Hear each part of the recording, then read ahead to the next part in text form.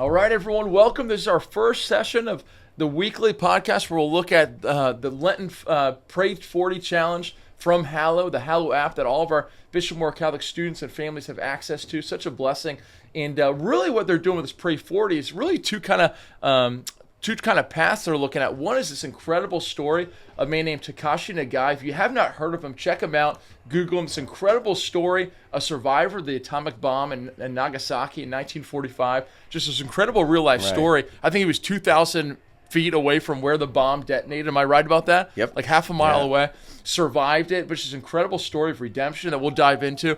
And the other piece is a book by St. Jose Maria Escriva titled The Way. It's this beautiful story. St. Jose Maria Escriva was a priest, a saint from Spain, died in 1975, wrote this book really for common lay people, how to live the faith fully in our life. So these two really paths looking at journeying through Lent. And Matt, I really want to dive in first the way, like the first couple days of the Pray 40, kind of entering into the way. What kind of stood out to you from the intro, chapter 1? Yeah, I love the timeless truths that come with these books. A book like that and all the things that he talked about are the same things that were talked about years and years and years ago. They're still talked about today, and they still apply. So we're able to hear them now, and they still stir these thoughts in our minds and in our hearts. But I love the foreword. So read the foreword. Got it right I think here. everybody's got to hear that. So the foreword, St. Jose Maria Escriva. This was said in the Hallow app. I won't tell you anything new. I will only stir your memory so that some thought will arise and strike you so that you better live your life. And in the end, you will be a better soul.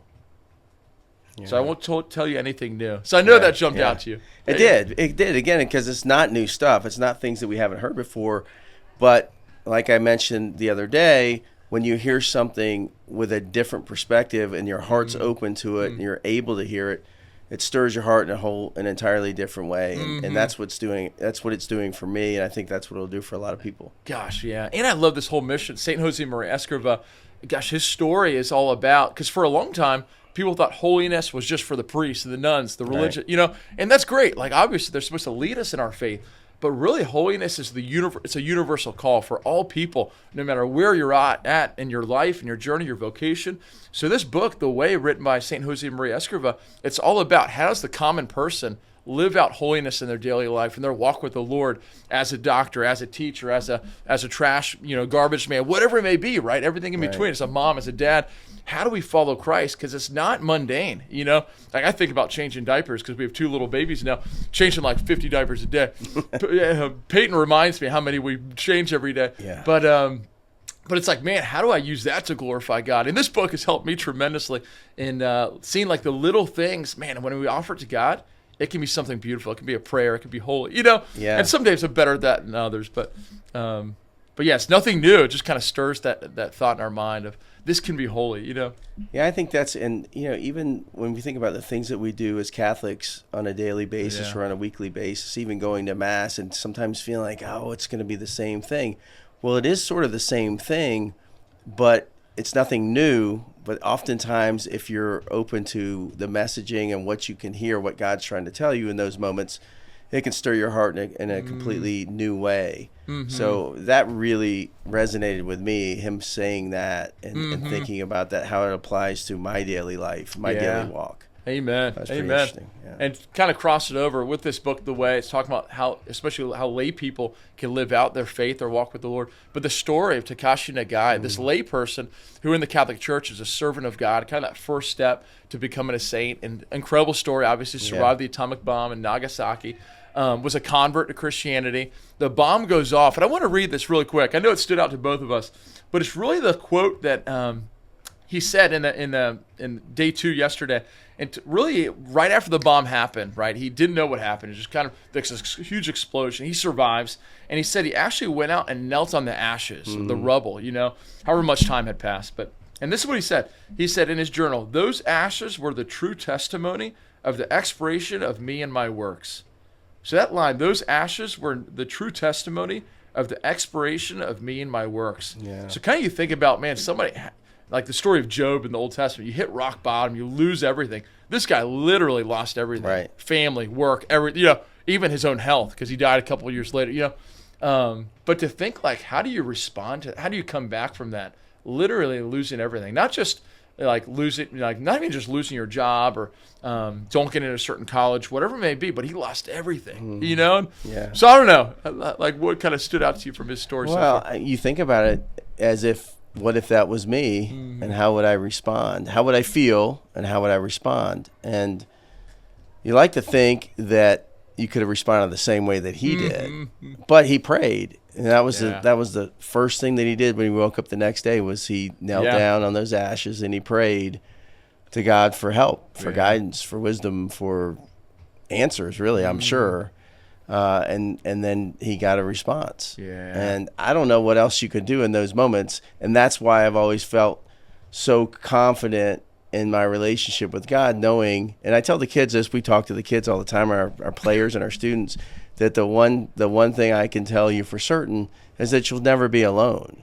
And in those moments, how alone could he have possibly felt? There's no way he could have been more alone, except for his relationship with God and the fact that he was able to go there at that moment. I thought was pretty powerful. Gosh, man. And real quick, I'll read the second part to that, because it said he's kneeling on the ashes. He's saying, like, look at my life just in rubble. And he actually heard God, like, in his heart, right? And the verse Matthew 24:35 came to his heart. You probably remember. But that line, heaven and earth will pass away, but my words will not pass away. So Matthew 24, heaven and earth will pass away, but my words will not pass away. So literally, earth passed away from him. Like everything was just ash everywhere. You know, rubble, death, destruction. He actually, I was just reading about him a few minutes before we came on, and he actually was part of the team that was like detailing all the destruction, how many lives were lost in the area, how many buildings were destroyed. So just surrounded by death and destruction. Right. And these are the words in his heart. My words will not pass away.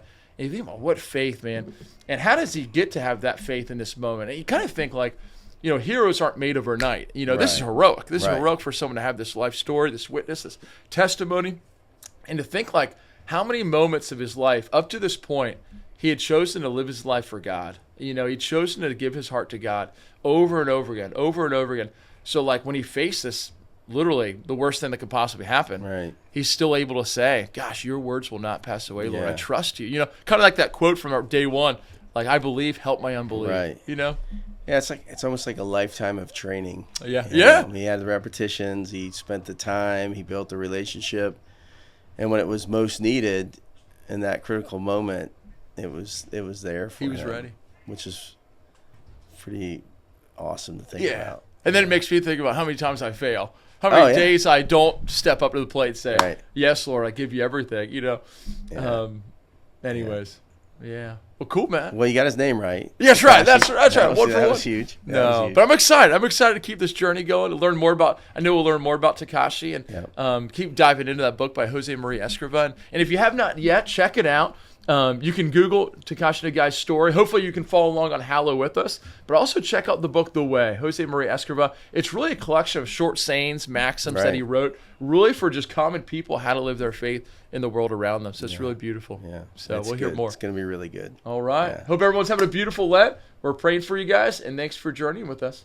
All right.